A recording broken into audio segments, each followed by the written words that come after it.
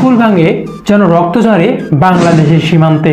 প্রতিনিয়ত বিএসএফের গুলিতে আতঙ্ক থাকে সীমান্তবাসী যে, তাই এখনই রুখে দিতে হবে ভারতীয় আগ্রাসনকে। যেখানে আমাদের প্রতিবেশী ভারতের মতো একটি আগ্রাসী রাষ্ট্র, সেখানে আমরা কিভাবে ভালো থাকার চিন্তা করি।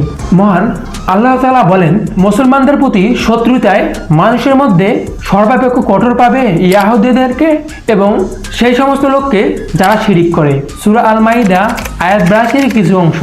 তাহলে একবার চিন্তা করেন তো, আমাদের প্রতিবেশী কারা?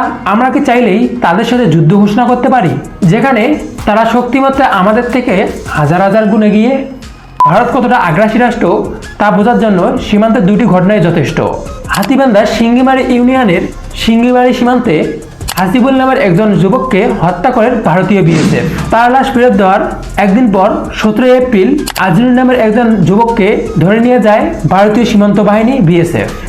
আর তাদের মাদকাসক্ত মিডিয়াগুলো সবসময় বাংলাদেশের বিরুদ্ধে অপপ্রচার চালিয়েই চলছে। আমরা যদি এখনই ভারতের আগ্রাসনকে থামাতে না পারি, তাহলে এর ফল আমাদের ভবিষ্যৎ প্রজন্ম বা আমাদেরকেই দিতে হবে।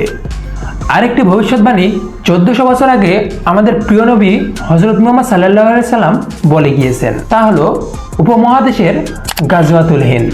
তাই আমাদের এখন আর চুপ থাকার সময় নেই, প্রস্তুতি নিতে হবে গাজওয়াতুল হিন্দের। রুখে দিতে হবে ভারতীয় আগ্রাসন এবং মুশরিকদেরকে।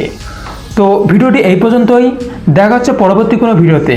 ভিডিওটি যদি ভালো লেগে থাকে তাহলে আমাদের ফেসবুক পেজটি এবং ইউটিউব চ্যানেলটি সাবস্ক্রাইব করুন। দেখা হচ্ছে পরবর্তী কোনো ভিডিওতে। আল্লাহ হাফেজ।